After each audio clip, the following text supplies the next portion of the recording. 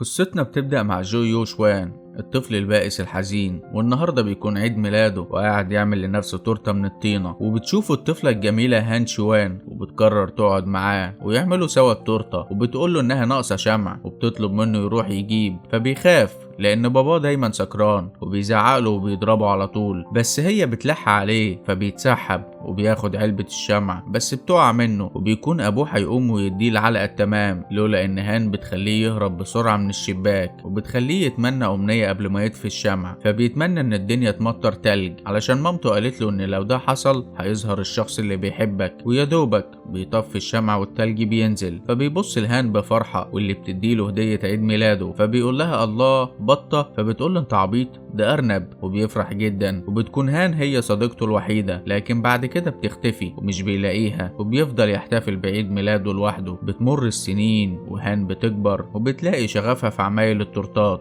أما جو فبيكون مصمم ألعاب وهما الاتنين ما يعرفوش أي حاجة عن بعض. وفي يوم بيكون فرح أوليفيا اليوتيوبر المعروفة وصاحبة هان على تيدي صاحب جو، وهان بتكون مشغولة في عمايل تورتة الفرح وأخيرا بتخلصها، ولسه خارجة من المطبخ بتلاقيهم بيندهوا عليها وبيقولوا لها الحقي الكارثة، فبترجع وبتلاقي عيل صغير واخد حتة من التورتة وبيبص لها كده بكل برود وبيقول لها جميلة قوي، فطبعا هان بيكون نفسها تلبسها له في وشه بس بتتمالك أعصابها وبتحاول تصلح الكارثة دي بسرعة قبل الفرح ما يبدأ، وبتلاقي في وشها واد حلو وأمور كده ولابس بدلة وبيكون جو بس هي ما تعرفهوش، فبتقول له ساعدني أرجوك وبتخليه يساعدها في تظبيط التورتة قبل بداية الفرح، وبينجحوا في ده وبتشكره وبتجري بسرعة علشان تلحق بداية الفرح، فجو بيلمح اسمها على الشال اللي لابساه وبيعرف انها صديقة طفولته واللي بيأكد له كمان انها بتعمل نفس حركاتها وهي صغيرة، فبيفرح جدا. بيبدأ الفرح وبيكونوا قاعدين جنب بعض وهام بتشكره انه ساعدها، ولما بيجي وقت ان المعازيم يفتحوا الهدايا اللي تيدي واوليفيا جايبينها بتتمنى هان لو كان لعبة على شكل ارنب نفسها تلاقيها، بس بتطلع لها لعبة تانية كالعادة. وبعد الفرح جو بيتمشى مع هان بحجة انهم في طريق واحد وبيعرض عليها يجيب لها الارنب اللي هي عايزاه مخصوص بحكم انه مصمم العاب في نفس الشركة، بس هي بتكون عايزة تجرب حظها وبتسيبه علشان تركب الاتوبيس، فبيجيب لعبتين وبيطلع وراها بسرعة فبتنبسط من اهتمامه، ولما بتفتح اللعبة الاولى بتلاقي نفس اللعبة اللي بتطلع لها دايما، فبيقول لها مش مشكلة وبيطلع علبة تانية وبيرسم لها عليها ارنب وبيقول لها خدي بطة اهي، فبتعرف انه جو صديق طفولتها وبتفرح جدا، وبيقضوا وقت كبير من بعدها مع بعض وبتدوقوا الكيكة اللي بتعملها وبتقول له ان حلمها يكون عندها مخبز وانها مخبية على مامتها ومفهماها انها مدرسة انجليزي زي ما هي عايزة، ولحد دلوقتي مش قادرة توجهها بالحقيقة. اما جوفا بيكون مستمتع بكل لحظة معاها، ومن يوم ما قابلها كل يوم بيمر عليه اسعد من اليوم اللي قبله، وبيعترف لها بحبه وانه عايز يكمل معاها، وطبعا هي بتطير من الفرحة وبيقضوا اسعد اوقات حياتهم سوا. وهان بتنجح في شغلها اكتر وجو بيشجعها وصمم لها الارنب اللي هي عايزاه وكل حاجة كانت جميلة، وهنا كان لازم الخازوق يظهر. في يوم وهم قاعدين مبسوطين بيشربوا الهوت شوكليت بتيجي مكالمة لجو، بيعرف ان ابوه مات، وفي الدفنة بتاعته بيلاقي الناس بيقولوا له ان ابوه نصب على واحد وانه مديون له بالفلوس ولازم يسددها والا هيعملوا معاه الغلط، وما بقاش عارف يسدد الفلوس دي ازاي، فبقى بيحاول يشتغل كتير وده خلاه متغير مع هان اللي قرر انه ما يقولهاش حاجة وما بيقضيش وقت كبير معاها زي الاول، ودايما متوتر بسبب الناس اللي بتروح له يهددوه في الشغل ودايما بيتصلوا بيه علشان يسدد الفلوس، لحد يوم 31/12 يوم عيد ميلاد جو كانت هان بتحضر له التورته وبتجهز حاجات علشان تروح لاوليفيا اللي هتطلع معاها لايف علشان توري الناس شغلها، وجو بيكون قايم ومش طايق نفسه كعادته في الفتره الاخيره وبيلوم على هان انها ما صحتهوش على الرغم انه ما طلبش منها اصلا، فبيقول لها انه متاخر والمفروض هيقابل حد مهم علشان يمضوا على شغل، فبتطلب منه يوصلها لبيت اوليفيا لو ينفع، فبيوافق لانها معاها حاجات كتير ومش هتعرف تروح لوحدها، وبتيجي بسرعه فبتتكعبل وايديها بتتعور وجو بيتخض عليها، بس هي بتقوله انها كويسه علشان ما يتاخرش اكتر، وبتحاول تساله هيقضوا عيد ميلاده ازاي، بس هو ما بيكونش مهتم وبيكون هيخبط واحده بالعربية وهو مش واخد باله. وبعدها لما بيوصلها لبيت اوليفيا بيلاقي زرار البلطو بتاعه وقع، فبياخده وبيقول هو يوم باين من اوله، وبيمشي بسرعة علشان يروح يقابل الست اللي تيدي عمال يهديها بالعافية لحد ما هو يجي. وبيوصل على اخر لحظة وبيتفقوا على الشغل الجديد، وبيشكر تيدي اللي بيسأله لو كان عنده مشكلة، بس جو ما بيحكيلهوش وبيقول له ما تقلقش كله تحت السيطرة. وبيتكلموا ان هو واوليفيا هينفصلوا خلاص لانها قفشته وهو بيخونها، بس مش دي المشكلة ان جو السوشيال ميديا لحس دماغها خالص، وكانت طالعة لايف على الانستجرام وهي بتواجهه، وطلعت شكله وحش جدا قدام الفولورز بتوعها، وبيكون بيشرب نسكافيه والكوباية بتطلع مخرومة وبتنقط عليه. بعدها بيتكلموا عن واحد باعت لجو شغل عبارة عن قصص مصورة واسلوبه قريب من اسلوب جو، فبيقرر انه يروح يقابله ويشوف اذا كانوا هيشتغلوا معاه ولا لا. ولما بيروح له بيلاقيه راجل كبير ومريب، وبيقول له ان دايما اي حاجة بتحصل بتكون مقدرة وما تقدرش تغيرها. وبيرجع على الشركة وبيطلب من مديره اجازة باقي اليوم علشان يرجع يحتفل بعيد ميلاده مع هان علشان ما تزعلش، بس مديره بيرفض لان عندهم حفلة راس السنة. في نفس الوقت هان بتكون بتتكلم مع اوليفيا ان جو اتغير من بعد موت باباه ومش عارفة السبب. وبعدها بتطلع معاها لايف، ومامتها بتعرف انها طباخة مش مدرسة وبتتصل تهزقها وتنكد عليها، بس هي بتكبر دماغها وبتروح علشان تجهز لعيد ميلاد جو. لكن بعدها بتلاقيه بيتصل بيها وبيقول لها انه مش هيعرف يجي، فتيدي بياخد منه التليفون وبيقول لها على المكان علشان تيجي تحتفل معاهم. وبعدها بتجيلها مكالمة من محصل الديون بيقول لها على الديون اللي على جو، فبتتصدم. ومش بس كده، لما بتروح الحفلة بتلاقي جو بيكلم مديره انه عايز ياخد سلفة بقيمة 6 شهور، فبتسأله هو بيعمل ايه بالفلوس دي، وبيكون متعصب جدا وبيقول لها نتكلم في البيت،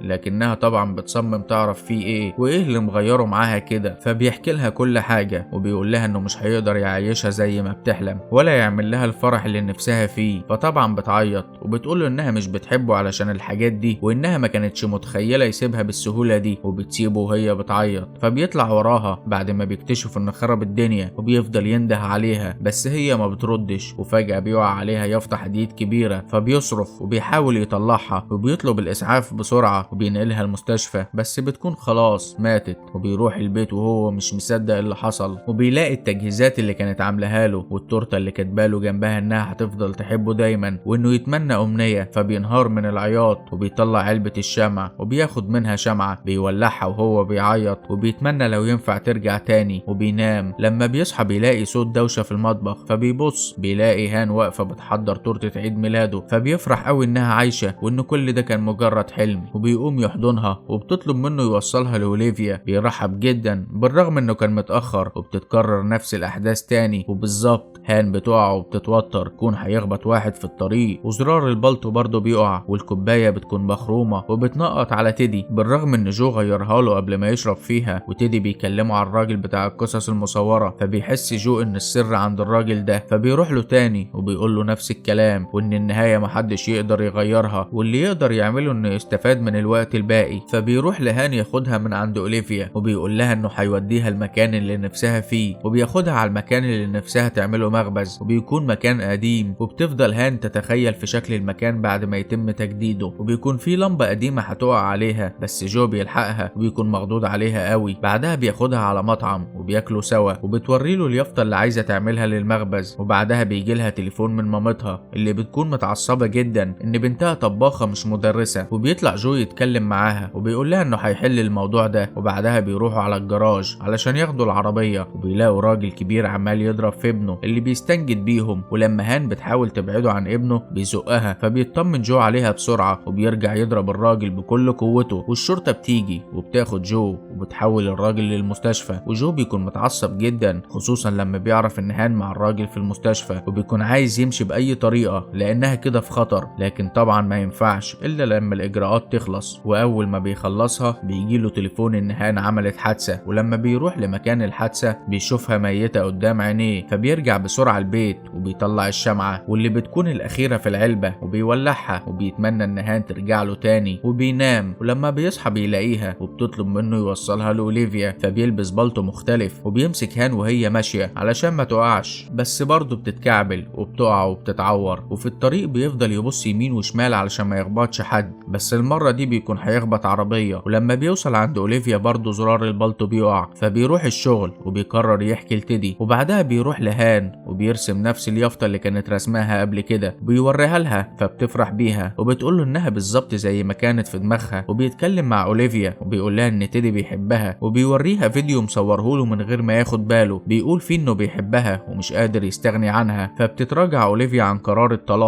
بعدها بياخدها هان وبيروح لمامتها وبيقنعها ان هان بتحب الطبخ والتورته اللي بتعملها احسن تورته ممكن تاكلها، وهان بتدوقها التورته اللي عملتها لها مخصوص وبتعجب بيها وبتصالحها. وبعدها هان بتشكر جو لان لولا ما كانتش هتقدر تواجه الموقف ده. بعدها بياخدها البيت بابا القديم وبيقول لها انه باعه خلاص، وبيحكي لها قصه بابا والديون اللي عليه. وبعدها بياخدها وبيتمشوا على البحر وبيحكي لها على الشمع الغريب اللي كل ما بيولعه بيتعاد نفس اليوم، وان في كل مره بيتعاد كان بيحاول ينقذ مصير شخص بس ما بيقدرش، والمره دي الشمع خلص. بعدها بياخدها وبيروحوا على مكان الحفله بتاعت الشركه، وبيكون متفق مع تيدي واوليفيا وعامل لها مفاجاه، وبتكون اللعبه اللي بتحبها وجايب لها ورد وخاتم وبيلبسه لها وبيقول لها انه بيحبها وعايز يفضل معاها طول عمره. وهان بتكون طايره من الفرحه. بعدها بيتمشوا وبيتكلموا على فرحهم وانهم عايزين فرح صغير وبسيط. وبتيجي هان تعدي الشارع، في نفس الوقت عربيه جايه بسرعه بتكون هتخبطها، بس جو بينقذها بسرعه وبيفضل مخضوض عليها وحاضنها. فبتيجي عربيه تانية وبتكون هتخبطهم، بس المره دي جو بيقف قدام العربيه وبيضحي بنفسه علشانها وبيتم نقلها للمستشفى وبتعيش. ولما بتفوق بتسأل على جو وبتنهار لما مامتها بتقول لها انه ضحى بنفسه علشانها، وبيحاولوا يهتموا بيها وبيعملوا لها كل حاجه كان جو بيعملها لها وقال لمامتها عليها لما راح لها، بس كل حاجه بيعملوها بتفكرها بيه وبتطلب منهم يسيبوها لوحدها. وبيجي لها تيدي وبيطلب منها تتماسك والا كل اللي عمله جو ملهوش لازمه، وبيحكي لها على كل حاجه حكاها له وعن الكلام اللي الكاتب قاله له. فبتطلب منه عنوان الكاتب وبتروح له، بس بتتفاجئ ان في ست هي اللي بتفتح لها وبتقول لها ان العنوان مظبوط، وبتقول لها نفس الكلام انها مش هتقدر تغير القدر. فبتقول لها ان المره دي جو اللي مات وده معناه ان النهايه ممكن تتغير، بس هي بتقول لها ان ده هيكلفها حياتها وان اصلا مفيش شموع تانية. فبتخرج هان وهي منهاره وبتفتكر كلام جو وبتعرف ان الشخص اللي كان بيحاول يغير مصيره كان هي، وان ما كانش عنده مشكله يضحي بحياته علشانها. وبتفضل تفتكر ذكرياتهم سوا والشموع اللي قال لها ان دي كان اخر شموع مامته عملتها له قبل ما تموت. وبتفتكر اول يوم شافته فيه وهم صغيرين، وانه لما دخل يجيب الشموع والعلبه وقعت منه، وقتها في شمعه وقعت تحت الترابيزه. وبتقول ان لسه في فرصه تانية وبتروح بسرعه على البيت اللي بيكون خلاص هيتهد، وبتدخل بسرعه وبتدور على الشمعه وفعلا بتلاقيها وبتطلع بره تولعها، وبتتمنى ان جو يرجع لها حتى لو كان التمن انهم ما يتقابلوش. بعدها بيرجع الزمن لفرح تيدي واوليفيا، وهان بتلاقي تليفونها بيرن واوليفيا بتصحيها علشان تيجي تعمل التورته. فبتروح بسرعه وبتسال تيدي على جو، فبيقول لها ان طيارته اتاخرت ومش هيقدر يجي، وبيستغرب هي تعرفه منين. فبتقول له انها ما تعرفوش وبتخاف تقابله تاني وتحصل حادثه من جديد. فبتقرر تفضل بعيد وبتمر نفس الاحداث تاني، لكن المره دي بتكون لوحدها وبتحاول تنقذ جو من اي حاجه وحشه هتحصل له. فبتروح للراجل اللي باباه كان هينصب عليه وبتحذره، فبتنقذ جو من الديون اللي كان هيقع فيها بعد موت باباه. ولما باباه مات ما بتكونش عارفه تواسيه ازاي، فبتدخل بيته وهو مش موجود وبتحط له صندوق فيه صوره مع مامته وهو صغير. فبيفرح لما بيشوفها وبتفضل تشتغل لوحدها وبتفتح المخبز بتاعها لحد ما بيعدي يوم 31/12 بسلام، وبيحتفل جو بعيد ميلاده وسط اصحابه وبيجي واحد واحد. وهان بتكون عملت نفس التورته بتاعت عيد ميلاد جو وعرضها عندها، وبتتفاجئ وهي بتشتغل بصوت جو وراها بيسألها على التورته. فبتمسك نفسها من العياط وبتقول له انها موجوده، وجو بيلاقي على الترابيزه نفس العلبه اللي اديتها له هم صغيرين. فبيقول لها دي بطه، فبتبطل عياط وبتقول له لا ارنب. فبيعرف انها هي، وساعتها التلج بينزل وهو بيفتكر كلام مامته ان لما التلج ينزل هيقابل شخص بيحبه. وبتبدأ قصه حب جو وهان من جديد، وبتمر السنين وهان وجو بيكونوا عواجيز وجو لسه بيعمل لها الهوت شوكليت اللي بتحبها. وبتخلص قصتنا على كده. اتمنى تكون عجبتكم ومستني تعليقاتكم واقتراحاتكم، وشكرا.